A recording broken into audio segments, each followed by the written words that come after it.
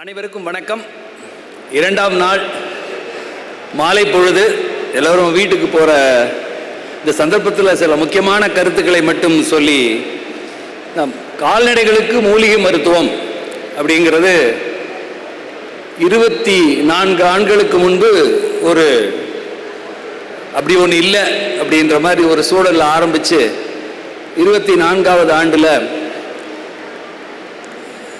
மத்திய அரசினுடைய standard veterinary treatment guidelines FAO நிறுவனம் இதை உருவாக்குங்கன்னு சொல்லும் பொழுது அந்த உயர்மட்ட கமிட்டியில் ஒரு அங்கத்தினராக இருந்து மரபு வழி சித்த மூலிகை மருத்துவத்தை அகில இந்திய அளவிலே கால்நடை மருத்துவர்கள் ஒவ்வொரு நோய்க்கும் எப்படி மருத்துவம் செய்ய வேண்டும் என்பதற்கு வரையறுக்கப்பட்ட அந்த குழுவிலே நம்ம மரபு வழி சித்த மூலிகை மருத்துவம் ஒரு அங்கமாக ஏற்றுக்கொள்ளப்பட்டு வெளியிடப்பட்டிருக்கிறது. இது ஒரு 24 ஆண்டு காலமாக நம்ம தமிழ்நாட்டில் தஞ்சையிலிருந்து எடுத்து செல்லப்பட்டது ஒன்று. அடுத்ததா இந்திய வெட்டினரி கவுன்சில் சொல்லக்கூடிய அந்த அமைப்பில், அதுதான் BVSC அந்த பாடத்திட்டத்தை அமைக்குது. அதுக்குள்ள இந்த வருகின்ற ஆண்டில் இந்த மரபு வழி மூலிகை மருத்துவமும் கால்நடை மருத்துவ மாணவர்கள் படிக்கக்கூடிய ஒரு மருத்துவ அந்த படிப்பில் ஒரு அங்கமாக இருக்க போகிறது. கடந்த 2 மாதங்களில் ஆவின் நிறுவனம் கால்நடை மருத்துவர்கள் விரிவாக்க அலுவலர்கள் கான ஒரு பயிற்சி 120 பேர் கொடுக்கப்பட்டு அவர்கள் மூலமாக 3000 பண்ணையாளர்களுக்கான ஒரு பயிற்சி அங்கே முன்னெடுக்கப்படுகிறது. அதுக்கு அவங்க சொல்லியிருக்க காரணம், இப்பொழுது நடைமுறையில் உள்ள மருத்துவ முறைகள் உள்ள குறைபாடுகள் மற்றும் பக்க விளைவுகள் காரணமாக மரபு வழி மூலிகை மருத்துவ பயிற்சி கொடுக்கப்படுகிறதுன்னு அவங்க மானிய கோரிக்கையில் வச்சு அதை கேட்குறாங்க. இப்போ தற்பொழுது மத்திய அரசினுடைய NRLM நேஷனல் ரூரல் லைவ்ஸ்டாக் மிஷன் மூலமாக மகளிர் திட்டத்திற்கு ஒரு பெரிய தொகை ஒதுக்கப்பட்டு அதன் மூலமாக 15,500 கம்யூனிட்டி ரிசோர்ஸ் பர்சன் ஒவ்வொரு பஞ்சாயத்திலும் இருப்பவர்களுக்கு தமிழ்நாடு கால்நடை மருத்துவ அறிவியல் பல்கலைக்கழகத்தின் மூலமாக பயிற்சி கொடுக்கப்பட்டு இப்போ ஒரு பகுதி பயிற்சி முடிக்கிறது, மீது நடக்க போகுது. இப்போ நீங்கள் நல்லா பார்த்தீங்கன்னா இது பாடத்திட்டத்தில் இல்லை. ஆனால் எப்படி இயற்கை வேளாண்மை பல்கலைக்கழகங்களிலோ மற்ற பொது வெளியில் ஒரு பண்ணையாளரை பற்றி என்னுடைய கருத்து, நான் இந்த மருத்துவத்தை ஆய்வுக்காக எடுத்துக்கொண்ட பொழுது நான் தெரிந்து கொண்டது என்னென்னா, ஒவ்வொரு துறையிலும் நிறைய அப்படியே பிரிவாக நிபுணர்கள் இருப்பாங்க. அது ஒரு பண்ணையாளர் ஒரு 5 ஆண்டுகள் அது பகுதி நேரமாகவோ இல்லது முழு நேரமாகவோ ஒரு பண்ணையத்தை பண்ணியாச்சுன்னா, அவர்கிட்ட 2 மாடு, ஒரு 4 ஆடு, ஒரு 10 கோழி இருக்குது, தென்னை மரம், வயலில் அந்த பகுதிக்கு ஏற்ற பயிர் நெல்லோ கரும்போ வாழையோ போட்டுட்டாருன்னா, அவர் அத்தனை துறை நிபுணத்துவையும் ஒருங்கே அமைந்தால் மட்டுமே அவர் பண்ணையாளர். அதில் மிகச்சிறந்த ஒரு சமூக பொறுப்பும் இனி வரக்கூடிய காலங்களில் மக்கள் இருக்கக்கூடிய பிரச்சனையை உணர்ந்தவங்க மட்டும்தான் இந்த மாதிரியான இயற்கையோடு சாய்ந்த ஒரு வாழ்வியலுக்கான முறையை பண்ணுறாங்க. இப்போ நான் எல்லா மேடைகள்லையும் அதிகமாக பேசுகிற ஒரு கருத்து, இப்பொழுது நமக்கு மிகவும் ஆபத்தானதாக கருதக்கூடிய ஒரு விஷயம் என்னவென்றால், எல்லா வயதினருக்கும் உணவு தான். உணவு எங்கிருந்து வருகிறது, அது எப்படி தயாரிக்கப்படுகிறது, எங்கே இண்டஸ்ட்ரியல் ப்ராசஸிங்காக இருந்தாலும் சரி, இல்லை கடையில் சமைக்கப்படுகிற முறையாக இருந்தாலும், இல்லை வீட்டில் சமைக்கிற முறையாக இருந்தாலும் சரி, சமைக்கப்படுவது வரை நம்ம தட்டுக்கு நம்ம சாப்பிடுகிற வரை மிகவும் ஆபத்தான ஒரு காலகட்டத்திலே உணவு இருக்கிறது. இப்படி உணவு இப்படி இருக்குது அப்படிங்கிறதுக்கான ஏதாவது ஒரு அடையாளம் உங்களுக்கு சொல்லணும் இல்லையா? இப்படி என்ன உணவு என்ன, நீங்கள் பாட்டுக்கு போகிற போக்கில் உணவு, நீங்கள் கால்நடை மருத்துவர் ஏதோ மரபு வழி மூலிகை மருத்துவம்னு சொன்னாங்க, நீங்கள் உணவு பாதுகாப்பு மாநாட்டுக்கு வந்ததுக்காக இப்படியெல்லாம் பேசுகிறீங்களான்னு பார்த்தீங்கன்னா, ஒரே ஒரு அந்த விவரங்களை மட்டும் உங்களுக்கு சொல்கிறேன். நீங்கள் 2021 ஜான் ஹாப்கின்ஸ் அறிக்கை அமெரிக்காவில் வெளியிடுது. அதில் 35 விழுக்காடு மக்கள் ஒபிசிட்டி, தேவையில்லான உடல் பருமனாக இருக்கிறார்கள்.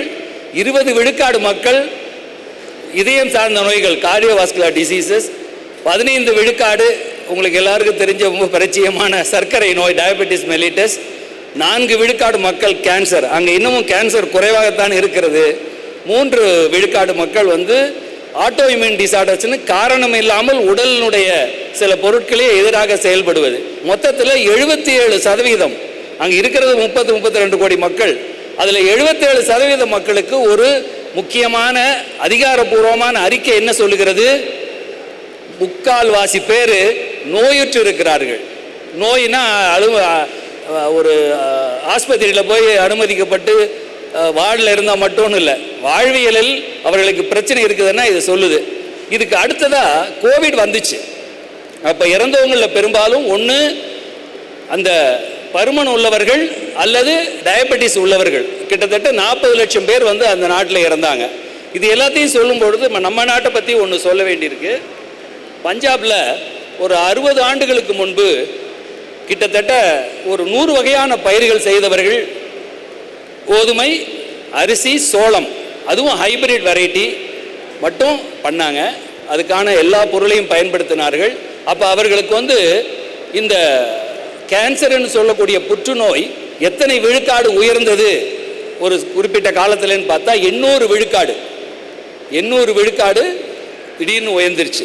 இப்போ இதையெல்லாம் பார்க்குறப்போ உணவு எவ்வளவு முக்கியமானதுங்கிறத பற்றி பேசலாம். இப்போ என்னுடைய தலைப்புக்கு நான் வர்றேன். ஏன்னா உணவை வந்து உற்பத்தி பண்ணுவது எப்படி உற்பத்தி பண்ணுகிறோம், எங்கிருந்து விதைகள் எடுக்கிறோம், எங்கிருந்து இடுபொருட்கள் கொடுக்கிறோம், அதை எப்படி வந்து அறுவடை செய்து அதை எப்படி பாதுகாக்கிறோம், எப்படி உணவாக மாற்றுகிறோம். உணவாக மாற்றும் போது கூட அது மோசமான பொருளாக மாற்றலாம். இதெல்லாம் எல்லாருக்கும் உங்களுக்கு தெரிஞ்ச விஷயம். உங்களுக்கு தெரியாத விஷயங்கள் என்பது ஒரு நலம் சார்ந்த சில விஷயங்கள். அதை மட்டும் சுருக்கமாக சொல்லிட்டு முடிச்சிடுறேன். நலம் என்பது 3 வகையில் அடையாளம் காணப்பட வேண்டும். ஹெல்த் அப்படின்னா அது கால்நடைகளாகட்டும் மனிதர்களாகட்டும் எளிதில் கிடைக்கணும். எது? மருத்துவ வசதி மற்றும் மருத்துவ பொருட்கள், ரிசோர்சஸ் அண்ட் சர்வீஸ் வந்து கிடைக்கணும், எல்லாத்துக்கும் எளிதில் கிடைக்கணும். அதுக்கு அடுத்ததா அது கட்டுப்படி ஆகிறான விலையில் இருக்கணும். அஃபோர்டபிலிட்டி, ஆக்சசிபிலிட்டி, அஃபோர்டபிலிட்டி 2 இருக்குது அதில். இது எல்லாரும் பெரும்பாலான மருத்துவ முறைகள் செய்ய முயற்சி செய்கிறார்கள், ஓரளவுக்கு வெற்றி பெறுகிறார்கள் சில முக்கியமான நோய்களுக்கு. 3வதாக ஒரு முக்கியமான கருத்து, இதை நான் ரொம்பவும் தீவிரமாக சொல்வதற்கு காரணம், இது வந்து ஒரு மருத்துவத்திற்கு அல்லது நோய் தீர்ப்பதற்கு ஒரு இடத்துக்கு போனோம்னா அதற்கான மருந்து கொடுக்கப்படுகிறது. மெடிக்கல் இன்டர்வென்ஷன், சர்ஜரி பற்றி பேசல.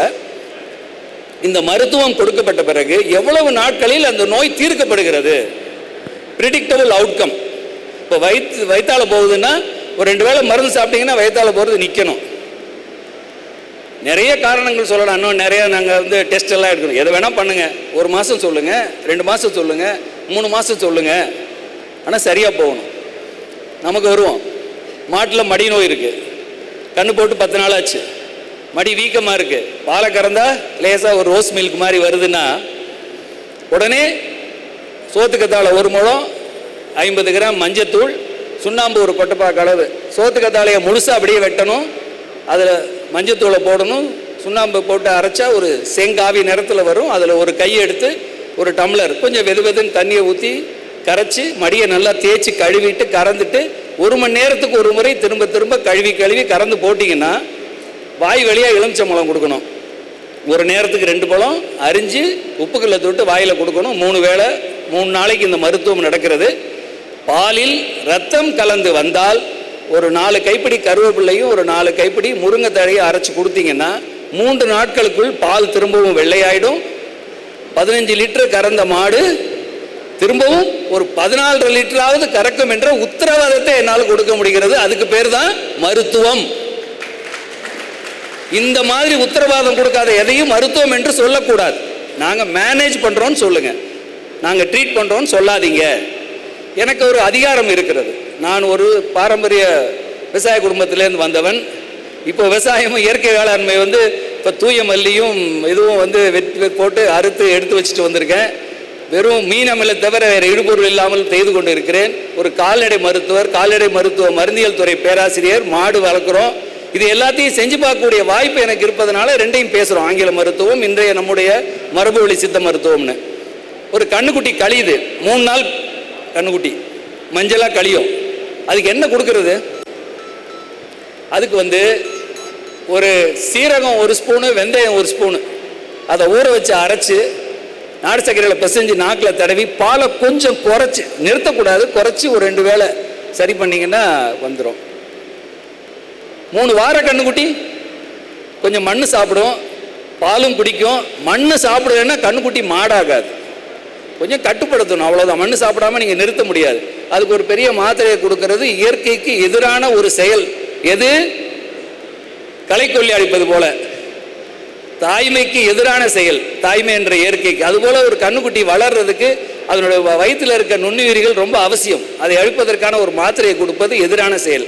அதுக்கு 2 கத்திரிக்காயை கம்பியில் குத்தி சுட்டு ஒரு 4 கொய்யா இலை கொழுந்து இலையை அரைச்சி நாட்டு சர்க்கரையில் பிசைஞ்சு நாக்கில் தடவி கொடுத்தால் அந்த கடிச்சலை கட்டுப்படுத்த முடியும். இப்போது ஒரு கேள்வி எழுகிறது, கொய்யா இலையும் கத்திரிக்காயையும் சீரகம் வெந்தயம் கசகசாவை ஒரு மருந்து பொருளாக நாம் நினைப்பதில்லை. அது பாடத்திட்டத்தில் ஏற்றுக்கொள்வதற்கு மனம் அவர்களுக்கு ஒப்பவில்லை. உணவை பார்க்கும் பொழுது பாரம்பரியத்தை ஓரளவுக்கு ஒற்றுக்கொள்கிறோம். கம்பு கூழ் கிடைச்சா பரவாயில்ல, மாப்பிள்ளை சம்பா அரிசியில் ஏதாவது ஒரு இட்லி பண்ணால் நல்லா இருக்குன்னு.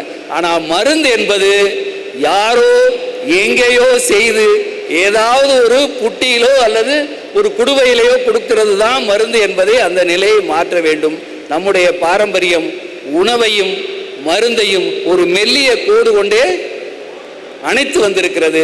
நான் மட்டும் சொல்லவில்லை, உலகத்தில் உள்ள பல்வேறு அமைப்புகள் இதை திரும்ப திரும்ப சொல்லுகிறார்கள். மருந்தும் உணவும் மிக அருகாமையில் இருக்கணும்.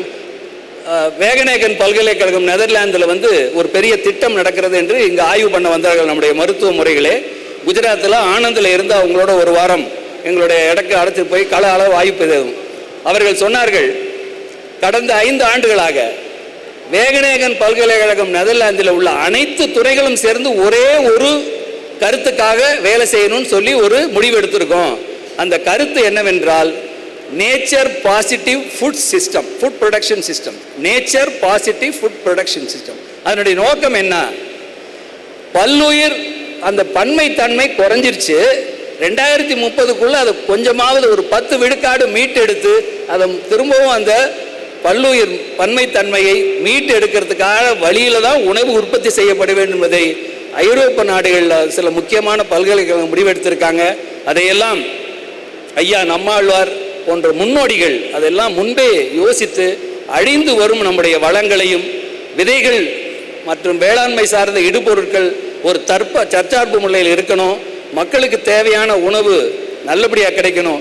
அந்த வழியில் ஒரு சிறு துளியாக ஆரம்பித்த இந்த என்னுடைய மரபு வழி மூலிகை மருத்துவம் இன்றைக்கு பால் முட்டை இறைச்சி என்பது மருந்து பொருள் எச்சமில்லாத பொருளாக உற்பத்தி பண்ண முடியும் என்பதை அரசு அலுவலர்கள், பாலிசி மேக்கர்ஸ், பல்கலைக்கழகங்கள் இவர்கள் எல்லாம் ஏற்றுக்கொண்டார்கள். ஆனால் அதற்கு முன்னோடியாக நான் சொன்ன விஷயத்தை எல்லாம் கேட்டு இதை செய்யலாம் என்று நம்பி லட்சக்கணக்கான பண்ணையாளர்கள் தமிழகம் மட்டுமல்லாமல் பல்வேறு மாநிலங்கள் இருந்தாலும் குறிப்பாக தமிழகத்தில் இருப்பவர்கள், நான் 23 ஆண்டுகளுக்கு முன்பு ஒரு சோத்துக்கத்தாழ சுண்ணாம மஞ்சளை சொன்ன பொழுது என்னை நம்பி அந்த மருத்துவத்தை உயிர்ப்பித்து இன்னைக்கு உலகத்துக்கு ஒரு அடையாளமாக இயற்கையான முறையில் கால்நடை வளர்க்க முடியும் என்பதை நிரூபித்த அனைத்து பண்ணையாளர்களுக்கும் நன்றி கூறி இந்த வாய்ப்பினை அமைத்து கொடுத்த இந்த நிறுவனத்திற்கு நன்றி கூறி அமைகிறேன். நன்றி, வணக்கம். கால்நடை பாதுகாப்புகள் தொடர்ச்சியாக தமிழ்நாட்டில் இருக்கும் நிறைய உழவர்களுக்கு நீங்கள் சொன்ன அறிவுரையின்படி நிறைய நன்மைகள் நடந்து கொண்டே இருக்கிறது. மிக்க நன்றி.